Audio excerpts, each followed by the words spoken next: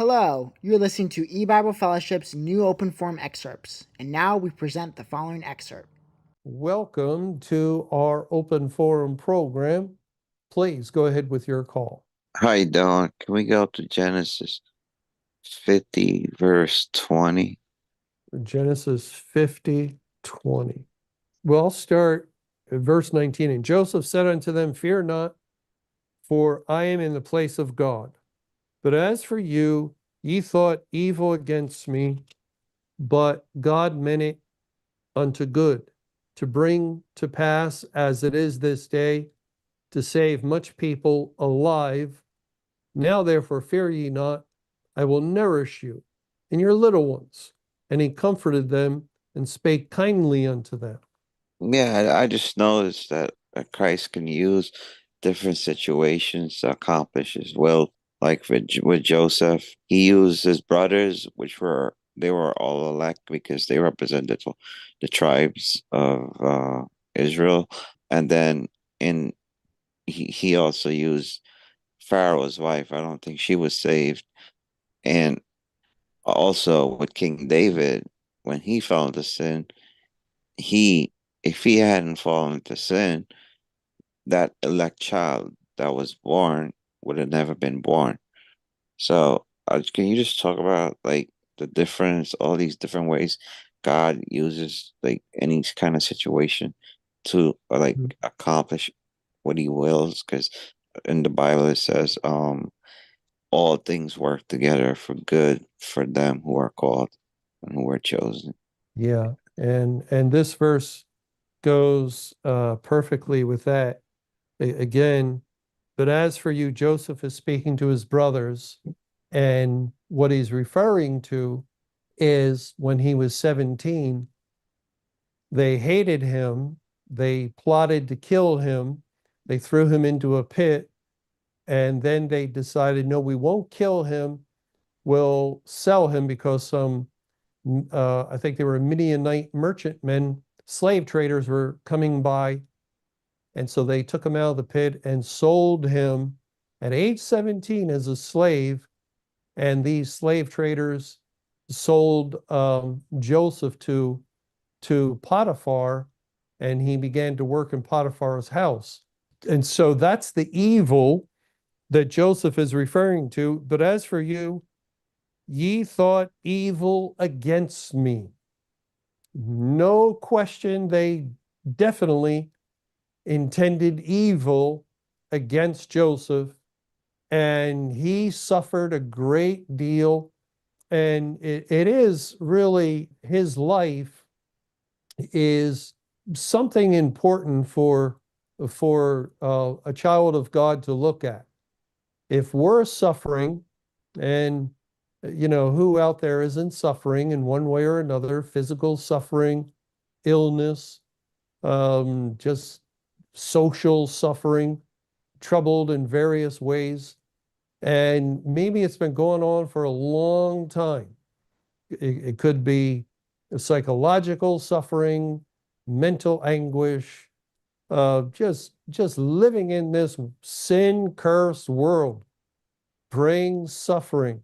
And and sometimes we might feel, oh, I can't take anymore. I'm at the end of my rope. I've had it. I've had it. Well, read the life of Joseph.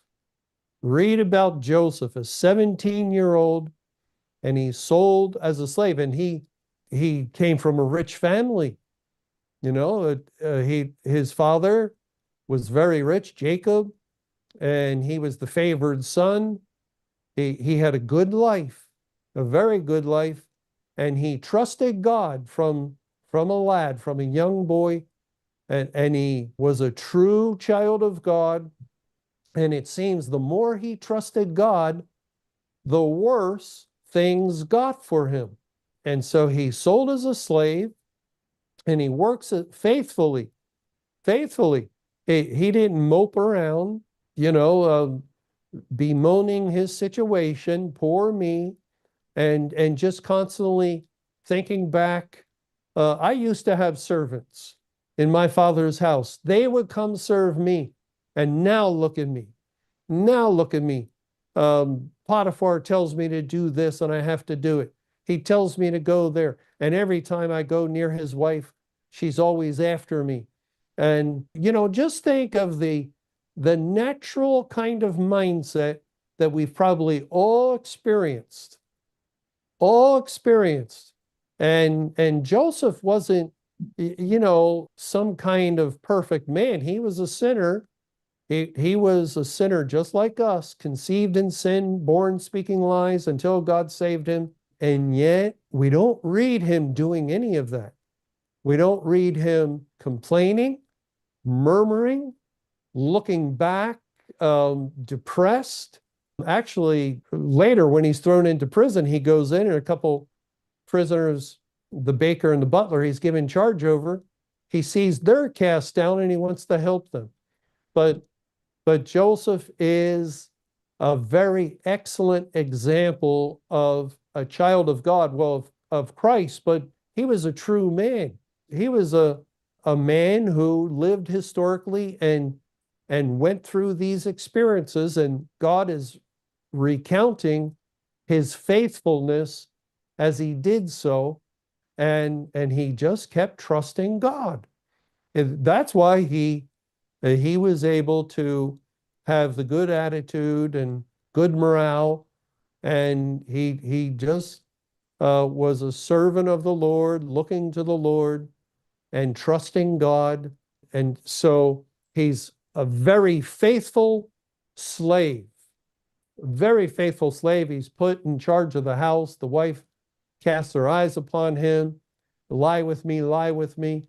And finally, he offends her because she grabs him one day and he runs away and leaves his clothing with her, and she stores it up against the time Potiphar comes home, her husband, and she lies against him, says that it was him trying to force her.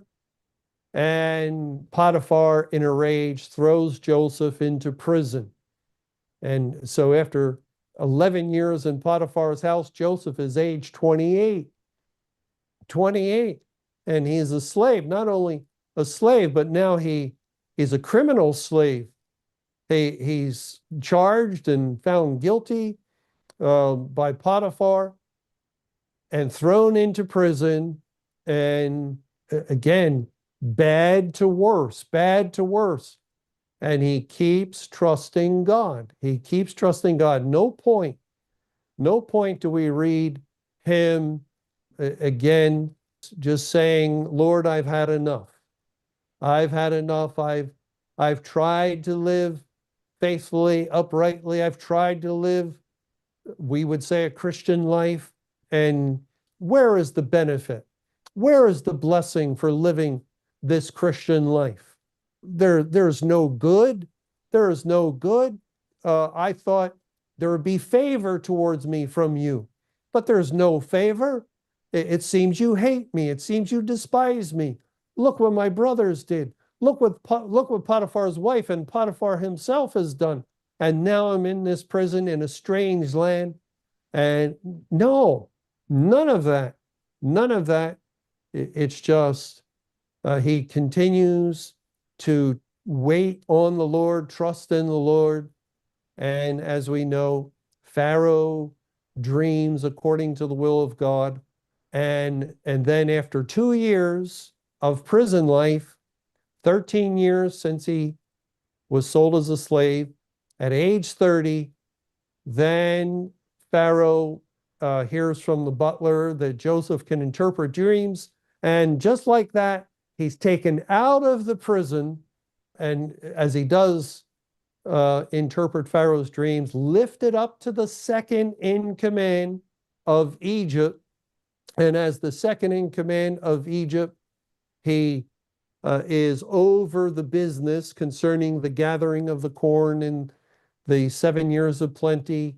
And he is just highly exalted. So that's, where we see the picture of Christ.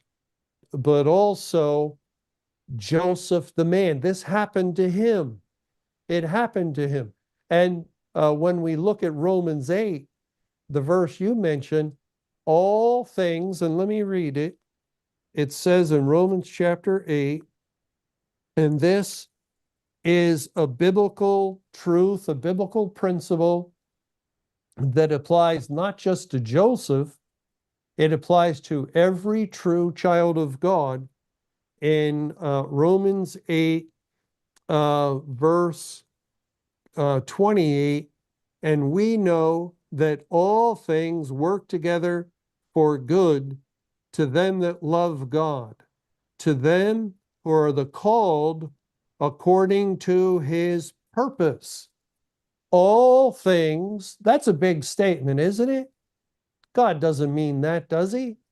He doesn't really mean all things. He doesn't mean when I broke a bone or someone when they lost a limb. He doesn't mean that terrible accident that disfigured a child of God. He doesn't mean the disease that the elect has. He doesn't mean the poverty of someone like Lazarus, a beggar, and God has his elect in India and Africa and the poorest places on earth. And some people are so impoverished we wouldn't believe it. Not the sorrow of the shame that the people of God have experienced. Not all those things, not those who have gone to jail like Joseph and all their years being in prison. Not all the grief of tragedy in family, the loss of loved ones, and just all the situations of life, all things. And yes, he does. He is telling us, and this is an absolute truth,